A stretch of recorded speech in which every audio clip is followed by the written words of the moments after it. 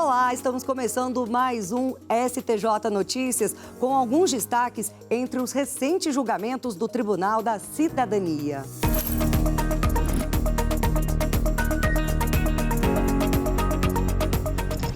Nesta edição, você vai ver: relator suspende ordem de depósito de 168 milhões de banco alemão para Ambipar. Temos ainda: STJ afasta a responsabilidade de transportadora em caso de leite adulterado. E, além disso, Sindicato de Policiais Federais pode pedir indenização de dano moral por publicação que teria ofendido a categoria. O STJ Notícias está no ar.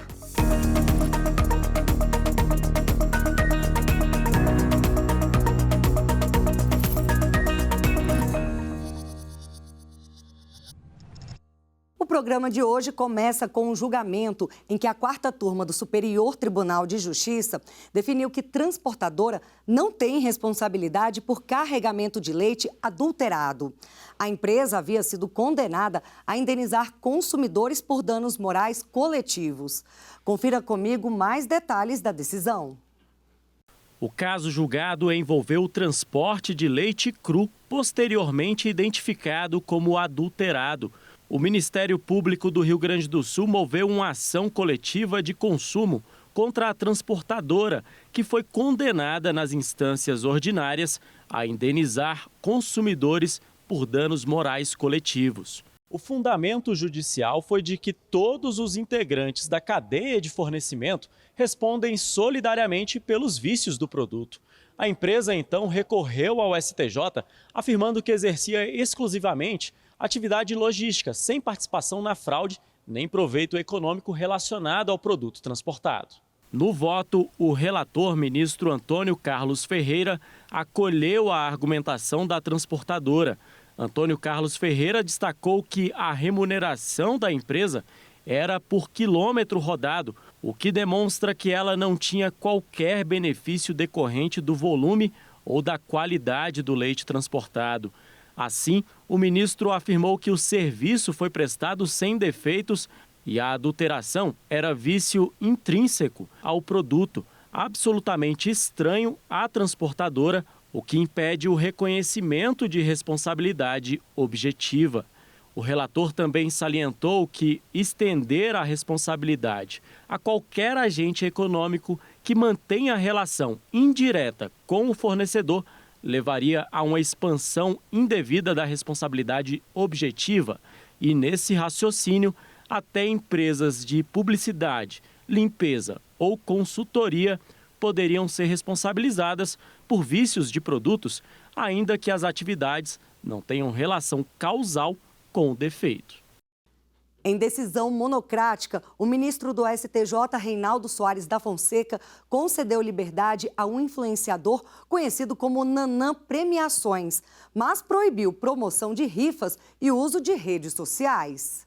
A ordem de habeas corpus foi concedida pelo ministro Reinaldo Soares da Fonseca e substitui a prisão preventiva por outras medidas cautelares. Além disso, o influenciador está proibido de utilizar redes sociais e de exercer atividades ligadas à promoção de rifas, sorteios ou outras formas de jogo de sorte, com ou sem autorização estadual.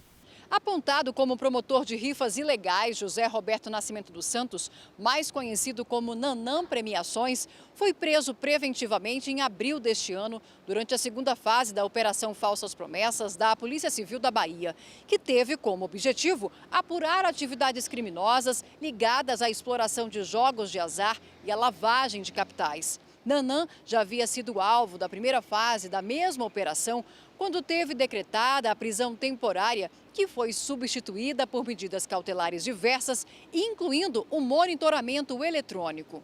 No Tribunal de Justiça da Bahia, a prisão preventiva foi mantida. O recurso em habeas corpus interposto no STJ inicialmente teve provimento negado. Ao reexaminar o caso diante de novos argumentos apresentados pela defesa, o ministro Reinaldo Soares da Fonseca concluiu pela conveniência da substituição da prisão por medidas mais brandas.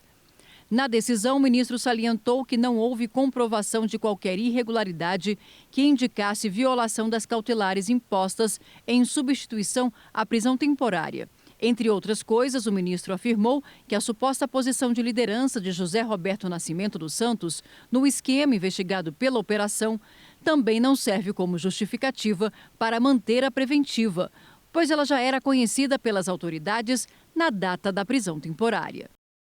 Relator no Superior Tribunal de Justiça suspende ordem de depósito milionário de banco alemão para multinacional brasileira. Em decisão monocrática, o ministro Raul Araújo suspendeu a decisão do Tribunal de Justiça do Rio de Janeiro que obrigava o Deutsche Bank a fazer um depósito judicial de cerca de 168 milhões de reais em favor do grupo Ambipar, multinacional brasileira focada em gestão ambiental. No juízo de primeiro grau foi determinado o depósito integral sob pena de multa de 336 milhões de reais. Porém, em embargos de declaração, foi autorizada a substituição da quantia por fiança bancária. A garantia de um pouco mais de 218 milhões de reais foi emitida pelo Banco Santander. Mesmo com a garantia, o Grupo Ambipar recorreu e o TJ do Rio de Janeiro restabeleceu a obrigação de depósito integral. No STJ, o Deutsche Bank argumentou que a fiança bancária tem efeito equivalente ao depósito em dinheiro e que tinha o direito de apresentá-la na ação cautelar antes do procedimento arbitral. O ministro Raul Araújo, relator da tutela antecipada antecedente, destacou que, conforme o Código de Processo Civil, a fiança bancária e o seguro garantia judicial são equiparados ao dinheiro para substituir a penhora, desde que oferecidos em valor não inferior ao débito, com um acréscimo de 30%. Ele explicou que, se atendidos esses requisitos, ambas as garantias têm a mesma eficácia. Raul Araújo também afirmou que o exequente não pode recusar a fiança bancária e o seguro garantia judicial, salvo por insuficiência do valor, vício formal ou inidoneidade. O ministro, então, deferiu o pedido de substituição. Terceira turma do STJ entende que, mesmo sem pedido expresso, a condenação deve incluir encargos locatícios vencidos durante o processo. Ao julgar um recurso especial em uma ação de despejo, o colegiado entendeu que é possível incluir na condenação todos os encargos locatícios vencidos e a vencer até a efetiva desocupação do imóvel, mesmo aqueles não discriminados detalhadamente na petição inicial. A ação foi ajuizada para obter despejo por falta de pagamento e também para cobrar aluguéis e acessórios da locação. A sentença de primeiro grau determinou a rescisão do contrato e condenou os réus a pagarem os aluguéis e o IPTU até a data de desocupação do imóvel. Mas o Tribunal de Justiça do Distrito Federal e dos Territórios afastou a exigência dos encargos vencidos no curso do processo. O locador recorreu ao Superior Tribunal de Justiça e sustentou que a condenação deve abranger todas as despesas acessórias, vencidas e vincendas até a efetiva desocupação do imóvel. O relator do recurso especial, ministro Ricardo Vilas Boas Cueva, observou que a petição inicial já demonstrava a intenção do autor de incluir na condenação os aluguéis e demais encargos que se tornassem exigíveis enquanto o processo estivesse em tramitação. O relator reconheceu que o Código de Processo Civil exige que o pedido seja certo e determinado, mas destacou que a petição inicial deve ser interpretada de forma sistemática e teleológica, e não apenas sob aspectos formais. Todos os ministros da terceira turma seguiram o entendimento do relator, no sentido de que a referência às cláusulas contratuais feitas pelo locador na petição inicial foi suficiente para que o locatário soubesse pelo que estava sendo demandado, e consideraram que o indeferimento da inclusão dos débitos vencidos no decorrer do processo e não pagos pelo locatário poderia gerar novas demandas sobre a mesma relação contratual, contrariando os princípios da efetividade e da economia processual. E o Superior Tribunal de Justiça recebeu mais uma edição da Competição Brasileira de Processo. Na ocasião, universitários de todas as regiões do Brasil viveram um dia de sessão no Tribunal da Cidadania. Quem acompanhou e traz todos os detalhes é o repórter Jáfer Araújo. A 8ª edição da Competição Brasileira de Processo foi marcada por uma inovação. Antes de simularem os julgamentos, os estudantes conheceram o funcionamento do STJ em detalhes no primeiro dia de evento. É uma visão rápida de cada setor do tribunal que, na nossa ótica, é de interesse do público externo, e vocês são hoje o nosso público externo, vocês são os futuros advogados, são os futuros analistas aqui da casa, ou são futuros juízes. Vir aqui aprender sobre pesquisa de jurisprudência, pesquisa em biblioteca, aprender sobre o funcionamento interno dos órgãos, gabinete, secretaria, tudo isso deixa o STJ muito mais próximo da gente e também nos dá vontade de querer aproximar do tribunal. Esse ano a competição ela se pauta num recurso especial que é interposto diretamente ao STJ. Então, a gente entender como que funciona, como que é processado esse feito dentro do STJ é basilar. Ao todo, 24 universidades e 180 estudantes participaram da competição organizada pelo Instituto Brasileiro de Direito Processual, o IBDP, em parceria com o Superior Tribunal de Justiça. Todos eles sentiram na pele como é atuar no tribunal. De um lado, recorrente, do outro, recorrido, disputando frente a frente com ministros a melhor tese sobre um recurso especial dirigido ao STJ. O ministro Sérgio Cuquina acompanhou de perto a final da competição e destacou o excelente preparo dos estudantes. Motivo de muita alegria estar aqui com esses alunos que procedem das mais diversas faculdades de nosso país, e o STJ, enquanto Tribunal da Cidadania, ele abre suas portas para receber esse entusiasmo que nos inspira a todos. Assistimos, não é, a uma belíssima competição, estudantes jovens entusiasmados e que falaram também sobre o STJ, mencionando nossos precedentes, nossas teses. A final, disputada entre a Universidade Estadual de Londrina, no Paraná, e a Faculdade de Direito Milton Campos, em Nova Lima, Minas Gerais, foi acirrada. O anúncio do grande vencedor foi feito pelo presidente do IBDP, Cássio Scarpinella Bueno.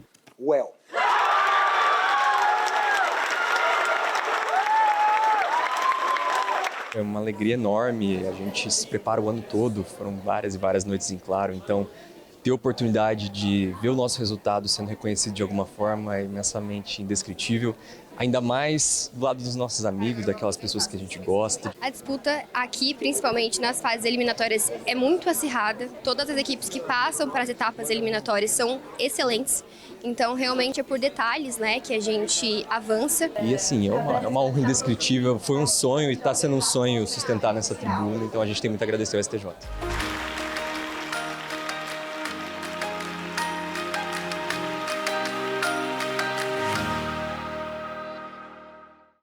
O STJ definiu os nomes para preencher vagas no Conselho Nacional de Justiça e no Conselho Nacional do Ministério Público. O Pleno do Superior Tribunal de Justiça elegeu 3 indicados para preencher vagas no Conselho Nacional de Justiça, CNJ, e no Conselho Nacional do Ministério Público, CNMP. Para o CNJ foram escolhidos a desembargadora federal Andréa Cunha Esmeraldo e o juiz federal Ilan Presser. Para o CNMP, a vaga ficou com o juiz Carl Olav Smith. Agora, os nomes seguem para a sabatina no Senado. Se aprovados, serão nomeados pelo presidente da República para um mandato de 2 anos. Terceira turma do Superior Tribunal de Justiça decide que Sindicato dos Policiais Federais pode pedir indenização por publicação que teria ofendido a categoria. Os detalhes a gente confere na reportagem de Marina Campos. O Sindicato dos Servidores do Departamento de Polícia Federal no estado do Rio de Janeiro entrou com ação para pedir indenização por dano moral devido a uma matéria jornalística com graves afirmações contra a categoria profissional que representa. Na publicação, uma autoridade entrevistada teria dito que a Polícia Federal no estado estava infiltrada por bandidos. A declaração foi desmentida posteriormente. Com isso, o sindicato ajuizou ação contra a empresa jornalística responsável pela divulgação e o jornalista que escreveu a matéria, pedindo a retirada do texto e o pagamento de indenização por danos morais. O Tribunal de Justiça do Rio de Janeiro extinguiu o processo sem resolução do mérito, por entender que a matéria em questão fez alusão expressa a um órgão público, sem mencionar de forma direta e específica os servidores. E, por isso, o sindicato não teria legitimidade ativa. No recurso especial ao STJ, o sindicato alegou que as acusações feitas na matéria depreciaram de forma individual e coletiva todos os policiais federais lotados no Rio de Janeiro e, por isso, pode atuar como autor da ação.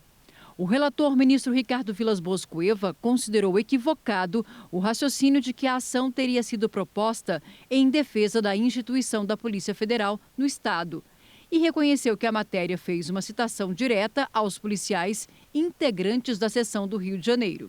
Com isso, a terceira turma decidiu que o Sindicato dos Servidores da Polícia Federal no Rio de Janeiro tem legitimidade para propor ação. Em outra decisão, a terceira turma entendeu que prazo para pedir anulação de ato doloso do procurador é de 4 anos, contado da realização do negócio. Após o divórcio, uma mulher passou procuração a uma pessoa para que cuidasse da escritura pública referente à parte dela da casa adquirida durante o casamento. Em 2014, a procuradora passou esses poderes ao ex-marido da mulher, que vendeu o imóvel para a própria procuradora por apenas 1 centavo. 3 anos depois, a mulher que concedeu a procuração pediu na justiça para anular a venda da casa, argumentando que a mandatária não tinha poderes para fazer isso e agiu contra a vontade dela, causando prejuízo. As instâncias ordinárias acolheram o pedido, mas divergiram quanto à aplicação do prazo decadencial. Para o juízo de primeiro grau, ele é de 4 anos, a contar do dia em que o negócio foi realizado. Já o Tribunal de Justiça do Paraná apontou que o prazo seria de 2 anos, iniciando não da data da conclusão do ato, mas da data em que a autora tomou conhecimento do fato, o que, no caso, aconteceu em 2017. A relatora na terceira turma do STJ, ministra Nancy Andrighi, lembrou que, conforme entendimento do próprio tribunal, o contrato de mandato tem natureza personalíssima, baseando-se na relação de confiança e lealdade entre as partes. Nesse contexto, o mandatário, ao agir sem poderes e contra os interesses do mandante, quebra a confiança que lhe foi depositada e comete ato ilícito. De acordo com a ministra, o mandatário que age contra a vontade do mandante e lhe causa prejuízo pratica um ato doloso, circunstância que, uma vez comprovada, enseja a aplicação do prazo decadencial de 4 anos, a contar da data de celebração do negócio. Sabia que aqui no Tribunal da Cidadania contamos com 7 robôs que ajudam no fluxo de demandas? A repórter Samanta Peçanha acompanhou o batizado e mostra a funcionalidade de cada um deles. Identificar providências, juntar petições, intimar partes, controlar prazos, confeccionar ofícios ou arquivar processos. Tudo isso no STJ é responsabilidade de 7 robôs. Sim, 7 inteligências artificiais que ajudam a Secretaria de Processamento de Feitos a lidar com uma parte do enorme volume de trabalho. A ideia foi toda nossa e nós contamos com a Secretaria de Tecnologia da Informação e Comunicação, que é a conhecida TI, né? Todo mundo conhece TI, que nos ajudou então a criar esses robôs no sistema, e esses robôs hoje têm esse papel primordial na consecução das atividades do dia a dia da nossa Secretaria. E eles têm desempenhado um papel crucial, com números impressionantes. Em 2024, de forma automatizada, foram processadas em torno de 92 mil petições. Apenas em novembro, a média foi de 5 mil por dia. Além disso, 1.217 minutas foram geradas a cada 24 horas. Só de intimações pessoais, mais de 10.500 ocorreram diariamente, enquanto cerca de 2.200 processos foram baixados por dia. Até hoje, esses robôs tão necessários para a Secretaria de Processamento de Feitos estavam sem nome. Mas isso mudou, porque eles foram batizados em um evento com a participação do secretário-geral da Presidência, Carl Olave Smith, dos juízes auxiliares da Presidência, Maria Paula Cassone Rossi e Joacir Dias Furtado, e do secretário judicial da Presidência, Fernando Gajardoni, secretários e convidados. Os nomes foram escolhidos por meio de um concurso entre os integrantes da Secretaria de Processamento de Feitos e depois ocorreu uma votação popular para aí sim escolherem os vencedores. E já vou começar pelo Daniel Araújo Amaro, coordenador de processamento de decisões estrangeiras e recursos para o STF. 3 nomes criados por ele caíram no gosto popular e foram escolhidos na votação. Agora, o robô responsável pelas intimações se chama Intimatrix. O que confecciona ofícios, expeditos. E o que controla os decursos de vistas e despachos e fica de olho nos prazos é o Tempus. O Daniel disse que para chegar nos nomes, teve uma conversa com quem entende do assunto. Nada mais justo do que os robôs escolherem os nomes dos próprios robôs. E comecei uma conversa com a inteligência artificial, dizendo quais eram os robôs que nós tínhamos, que eu gostava muito de mitologia grega, gostava de sufixos, prefixos de latim, e se ele podia me ajudar a escolher um nome. E nós fomos tendo uma conversa, e os nomes foram surgindo vários nomes, aí eu dei uma buriladinha e apresentei minhas sugestões com base nessas ideias, tecnologia e sufixos e prefixos latinos. Como você ganhou em 3 categorias, você pode pedir música. A música vai ser Kraftwerk, We Are The Robots. Então, vamos apresentar os outros robôs com a música escolhida pelo Daniel. O de busca textual, que identifica quais providências devem ser tomadas, é o Lector. Já o de juntada de petição foi batizado de Juntaí. O que gera minuta de petição, Minutrix. E o que dá baixa ou arquiva os processos é o Checkmate. Para o secretário judicial da Presidência, Fernando Gajardoni, os robôs são fundamentais para uma prestação jurisdicional ágil e efetiva. Existem determinadas rotinas administrativas cartorárias que elas não exigem um grande conhecimento, elas são repetitivas. Então esses robôs, eles conseguem fazer esse serviço que os servidores perdiam muito tempo para fazer, como juntada de petições, certificação de decurso de prazo. Com isso, nós liberamos os servidores para fazer aquilo que a máquina não consegue fazer. E com isso a gente acelera profundamente o trâmite dos processos aqui na Corte. E quem ganha é o cidadão, né? Absolutamente, o cidadão e todos nós também.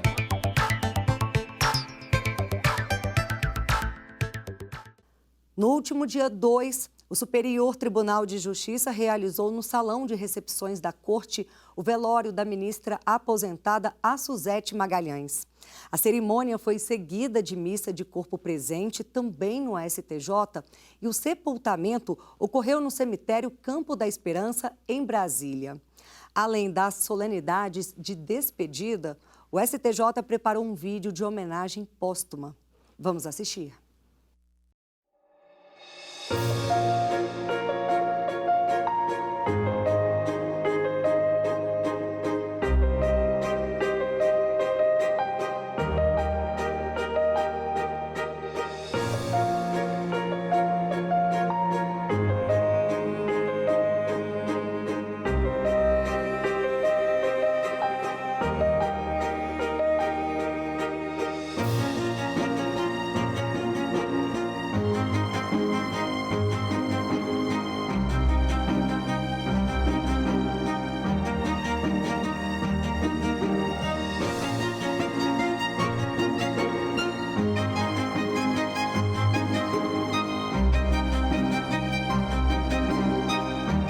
O judiciário brasileiro deve sim trilhar novos caminhos em todas as instâncias, fazer funcionar o sistema brasileiro de precedentes em prol da melhoria de uma máquina judiciária e não se tem mostrado capaz de dar resposta adequada, eficiente e célere aos reclamos da sociedade brasileira.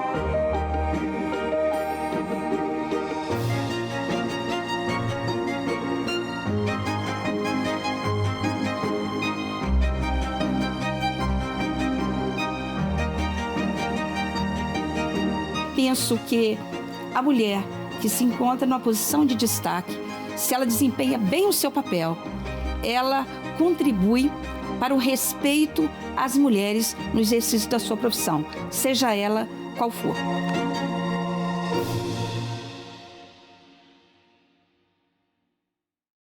Dezembro chegou e com ele o início das férias de verão e da campanha Dezembro Laranja, promovida pela Sociedade Brasileira de Dermatologia. Essa é a época de reforçar a importância da proteção solar e a prevenção do câncer de pele, tipo de neoplasia maligna mais comum no Brasil, respondendo por cerca de 33% dos diagnósticos cancerígenos no país. E o STJ se junta à campanha, iluminando sua fachada com a cor da conscientização. Prevenir é o melhor caminho. Cuide da sua saúde e proteja-se. E o STJ Notícias vai ficando por aqui. Se quiser saber mais sobre decisões e outras informações do tribunal, é só acessar o site oficial, o canal do STJ no YouTube e também temos as plataformas de áudio e as redes sociais. Até o próximo programa. Tchau, tchau.